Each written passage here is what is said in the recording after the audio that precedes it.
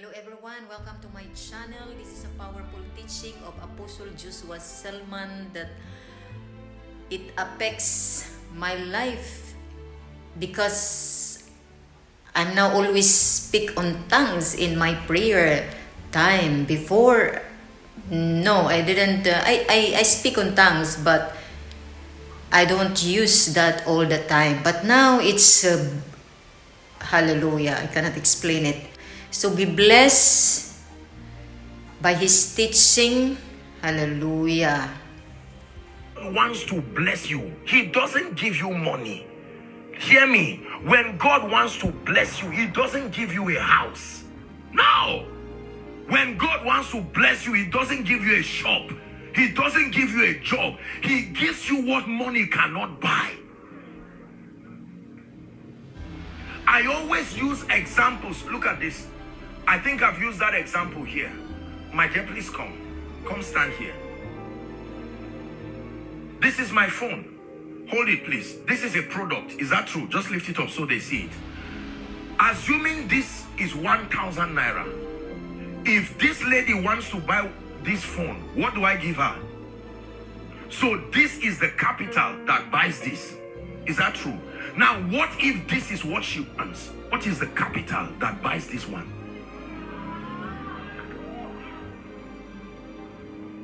If it's true that this is what buys this, then what is it that buys this? The name of the capital that buys this is called true riches. That's what God gives men. Doesn't give men money. This is man-made. Unfortunately, this is what people labor for. Listen carefully. Is the reason why people are about to die of heart attack now. Is the reason why people leave God. God is saying, come, let me give you something that will make both the rich and poor need you. And they say, oh God, no, just connect me to one uncle somewhere. And God is saying, what are you saying? When you go to your uncle, you have to sit at his terms. But when he calls because something you have, you see, if I told you that as you are sitting down now, you are becoming wealthy, you won't believe it. Because what you are thinking about is, if I say, let's share 1,000, you say, what kind of a church is this? I'm coming back next week. But you don't know that God blesses men by giving them true riches. Halagbara, you are the mighty God.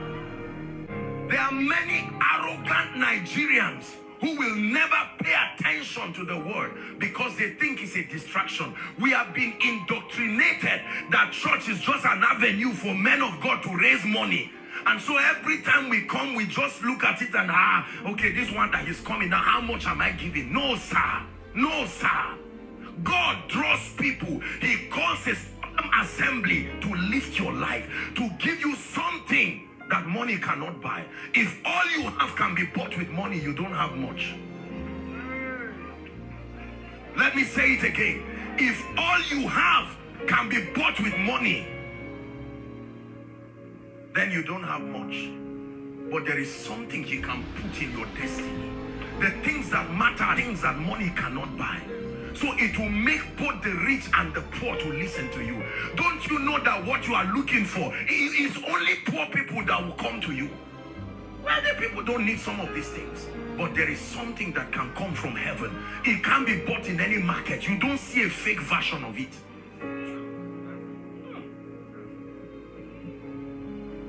That God can put something in your life and you can run back home and say, Mama, I found a key. She said, you mean you got a job? He said, no. If it was a job, I wouldn't dance this much. I found something. What is that something? I found a key that will make a generation hear you. I found a key that will make both the rich and poor to sit and listen. I found a key that vetoes your background, vetoes whatever territory. What is that key? I found it. That key is a man. It's not a thing. It's not an object you turn left and right. I found a key. Have you found it? There are people who have found this thing. I found your word. I did eat it. It was a joy and a rejoicing. When I found this thing, I rejoiced. I knew my life, it was over. Some of us who didn't have the privilege of coming from good backgrounds, what is your bailout system in this wicked world? Where someone can look at you and say, I know your father, you are as poor and stupid as your father, but when he puts it upon you, Jesus. Please sit down and listen to what I'm teaching you. Your pastor put this meeting because he loves you.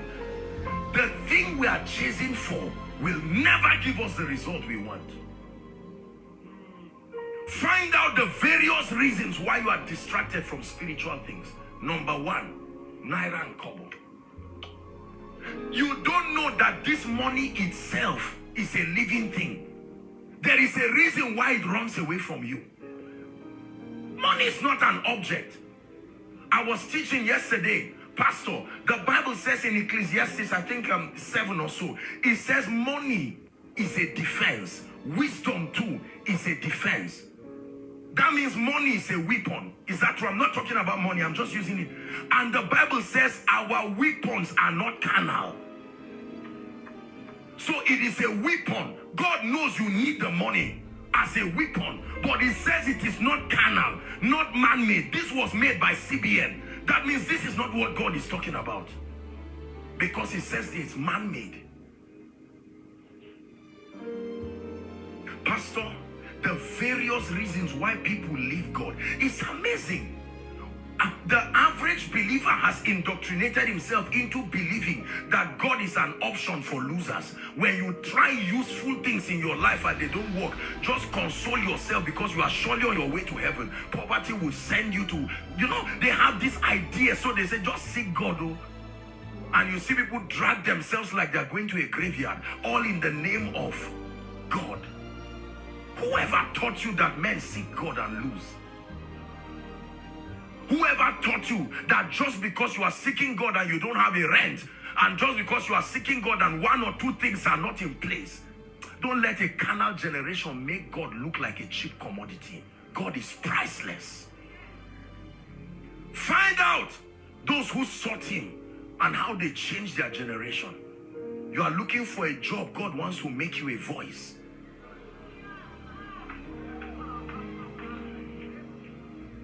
You are looking for a little opportunity to build a small duplex, whereas God wants to make your name a key to men's destinies. That someone can come and say, well, I graduated with third class, but I just had to greet my uncle before coming here. Say, who is your uncle? Say, Pastor Shola. Say, Pastor Shola is your uncle. Come, you will be my secretary. Sorry, sir, I said I studied. It's not about what you studied. If Pastor Shola listens to you, then I know that you can come here. A man can become a key. God told me this years ago. Listen, he said, son, if you will make men see me, there is nothing I will not give you. I think you've heard my story. I'm sorry I'm starting this way. You can see that. Just let me do what I'm doing here. I came to bless you. Pastor, years ago, I went to Ibadan. There's a hotel called, what's the name now? Uphill. Premier Hotel. I remember going there years ago. It was night. And I went there. I knew that, nobody, how they didn't even throw me out of that place is even a miracle. I went there. There was no place to sleep. There was no money. There was nothing. I saw wealthy people coming, they just parked, they went, and I looked, I said, oh dear. I saw small children of rich people just jump around and touch anything. They are not afraid whether it breaks or not. And I was just watching how unfair life can be. It was night there. I had to come down and look for a church that was having a vigil.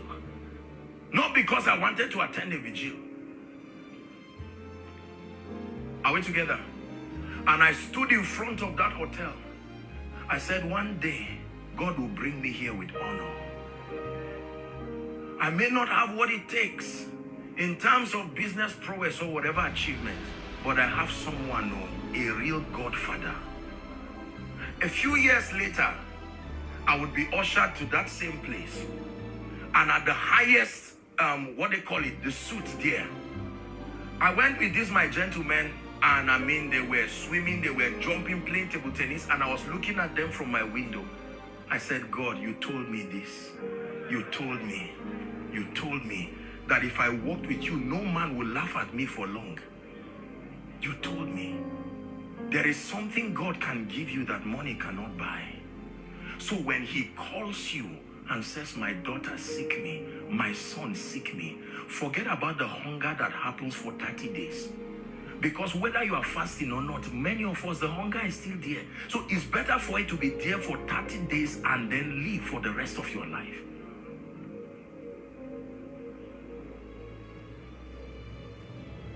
Are we together? Many of us have come from backgrounds where, honestly speaking, except something supernatural happens, there is no possibility of rising to any dimension. And God calls you. He calls you, and men interpret his calling as an inconvenience. Lord, why are you distracting me? Are you not satisfied with the 5 minutes I gave you? If you want, I can bribe you with another 5 minutes before I sleep. Mumble some tongues and open my Bible and read one verse. It should be enough for you. And God says, I want to help you. I thought I saw you crying and I came to you now. And he said, Lord, I need money. This is what I need. If it's not money you are knocking my door with, go back. I need raw money straight. And God is saying, if I bless you with money alone, I still cheated you. But someone can kneel down and say, Lord, I may not have much now. I'm not ashamed. I'm not embarrassed. I may not come from a great family like Gideon. But Lord, I heard that when you find men, you make wonders out of them. I'm available. I may not be much. I may not have all the parameters that men use to measure success. And God says, just trust me. Oh God.